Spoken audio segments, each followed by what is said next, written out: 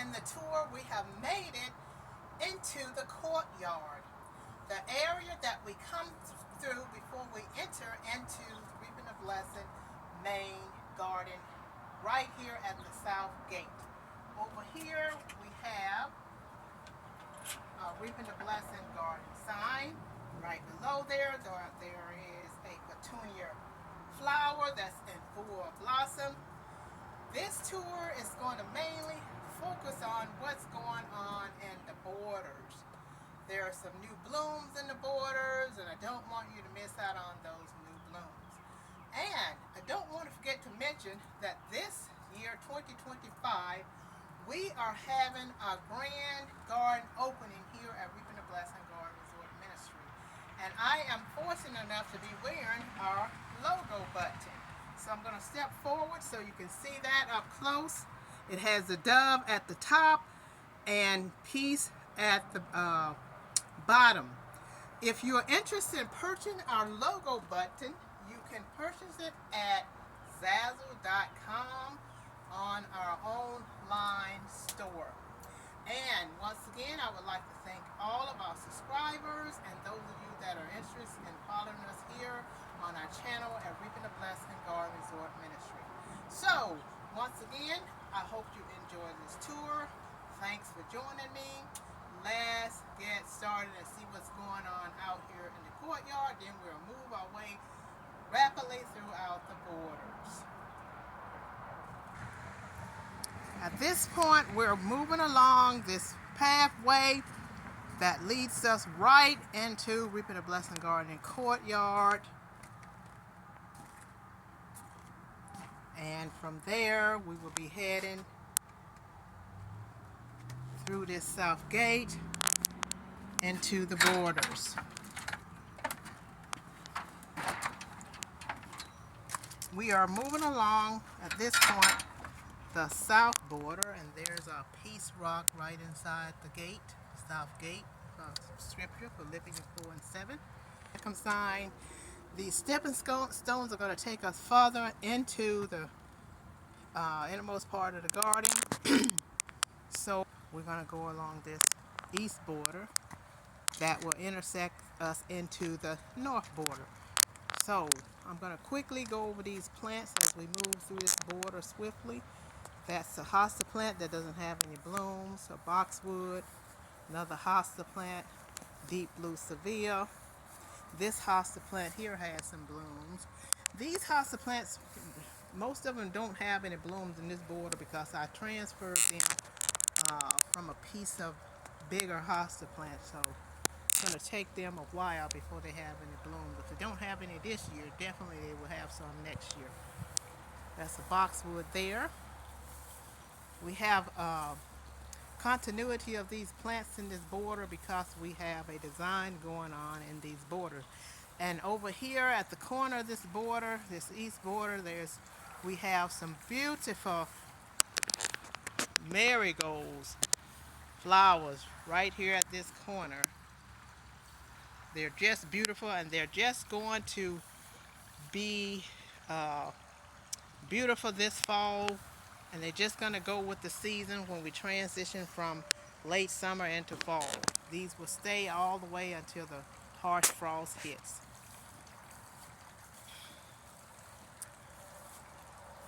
We're still moving along the east border. Just look at those gigantic hosta plants there. They're in full blossom.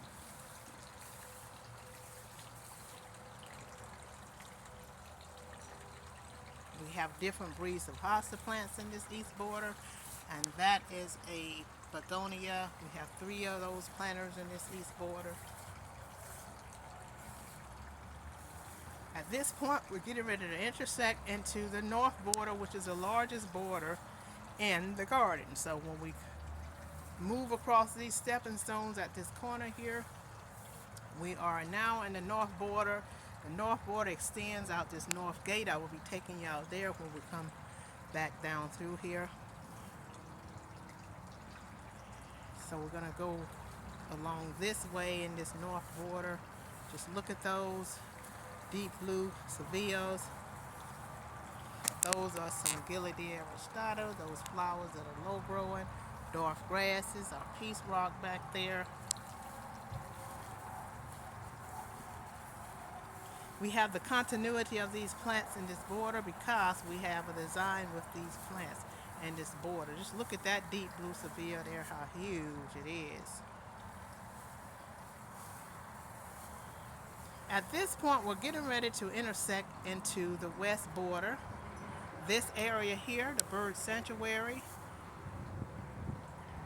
is right at the center of this corner.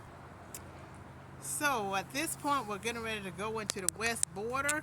This bird sanctuary separates the west border from the north border, so we're going to cross over into the west border, and that's what's going on over in the west border. We have those dwarf trees, more hosta plants, lily plants that have gone back, and these flowers here, these Melicup sage, are going to be very big at some point, and they're just going to be in full blossom. They're going to take up all of this space, so you won't see that until we go into late summer.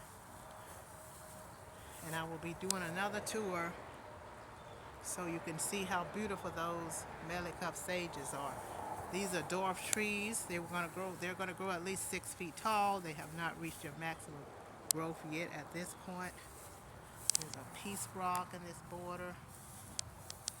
And over here we have the continuity of that Melicup sage flower. This year they have multiplied, and we got little babies Melicup sages all over the place. At this point, we're still in the west border. This barn here is right in the west border, and there are plants that wraps around it. Hosta plants, different breeds of hosta plants, and flowers. So we're going to go up these steps here, which is going to lead us up into the meditation hill. There's an area up here where you can come and sit and meditate on your favorite scripture, or just clear your mind. There's a peace scripture, Philippians 4:7. And over here to the left in this corner, we have a little garden design over there with some red and purple petunias. Red petunias in the background. In the foreground, we have purple petunias. And then if you look, and then there's a bird house right at the top of there. So if you, and along the front of here, we have this beautiful dwarf grass. And off to the right, you can see down there to the bird sanctuary. And then over here to the far right there's that beautiful arbor. So we're going to continue through this west border, and at this point, this area here is an intersection where we go back into the south border. So we're going to go down these stepping stones, and over here to the left there are more hosta plants along this alongside of this barn. Over here to the right, we have this planter with some marigolds in it. They're not doing as well as I would hope they would be doing. We'll see what they're like going into late summer. Over here to the left of those stepping stones, there are more hosta plants. Off front of this barn, we have, look at those zinnias. Just beautiful colors for the fall. When we transition into the fall season, they're going to be beautiful. We have something blooming in this garden all season. Early spring all the way to late summer, going into fall. So we're going to go back into the south border, and over here is my gratitude border. I have lots of begonias in my gratitude border. There's dwarf grasses off back there. And at the very center, there's this planter with a red petunia flower in it. Right at the top, there's my tea light that I light every now and then. Just reflect on all the wonderful things that God has done and all the milestones that He has allowed me to achieve with this mission of evolving this garden. And also, it reminds me of what the Lord has done for me in my personal life, in my personal growth. And there's a peace rock, Philippians 4:7, in here as well, in this border as well. And over here in this south border is another planter with some marigolds. Those have some blooms on them. Okay, so at this point, we're going to go back over here to the north border, and we're going to go out this north gate.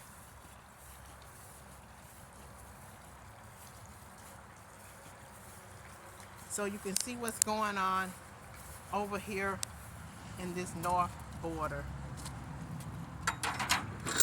This north border extends all the way beyond this north gate, and I'm standing right at the north gate in the north border, and that's the north border all the way up through there, and it extends all the way out this north gate.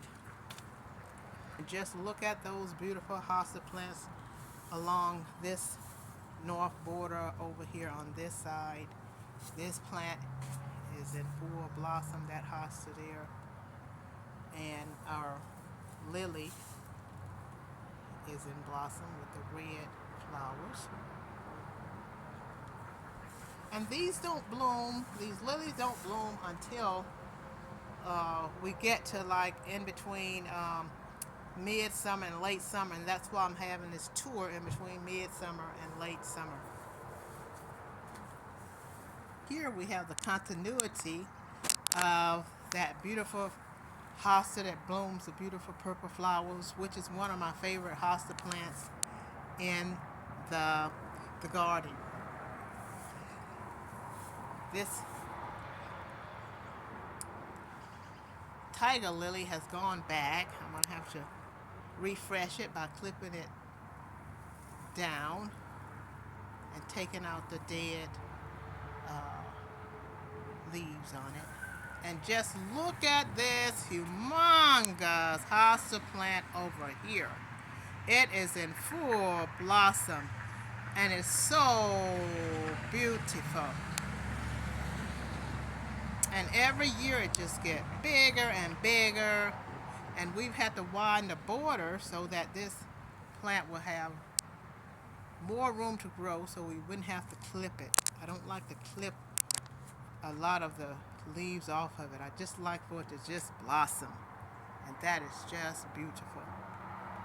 And this border, this north border, wraps all the way around to the front side of the garden. We have these spruce trees here, and we've had some really dry weather here, and the insects have been really rough on some of these trees. So a good way to keep these insects under control, to keep them from eating up your trees, is to use a sprayer with some soap and water. And I normally use Dawn dish liquid concentrated in my water spray bottle, and I just spray it down, soak it down really good with some water, and that normally keeps those insects under control, and it keeps them from eating up your trees.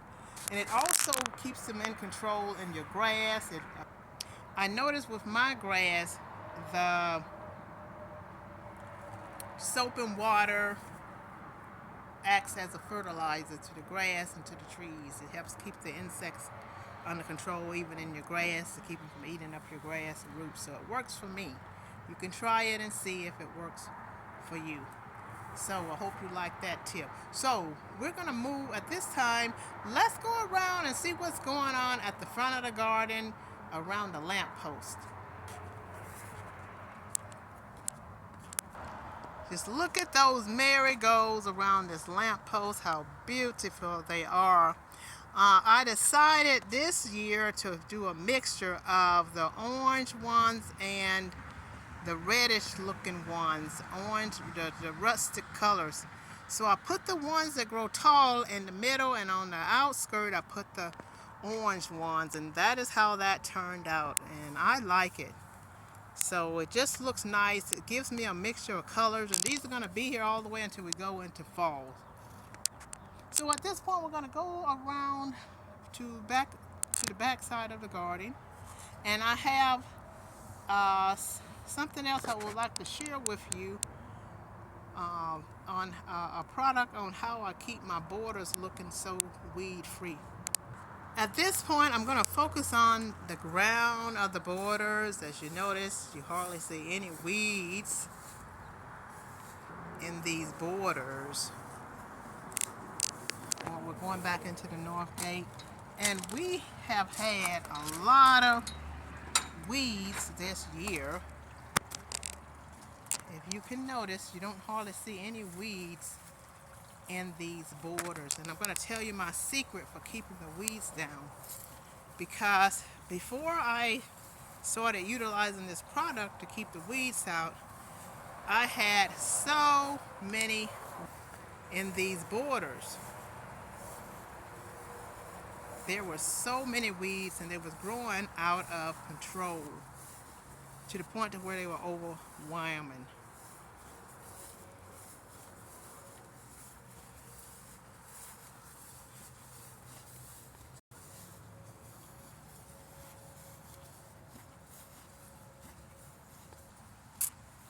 And as you notice, there are hardly any weeds in these borders, and I have a lot of border.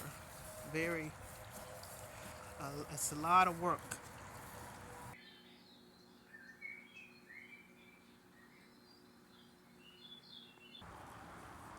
At this point, I'm going to share with you the product that I utilizes to keep the borders weed free. And I am so happy that I started to utilize this product this mid-summer, because it has really saved me from a lot of weeding.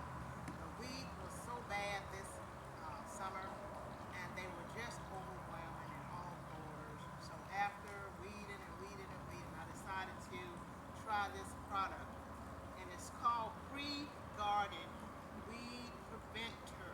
Stop weeds before they start. It blocks weed up to 3 months guaranteed, and it covers 900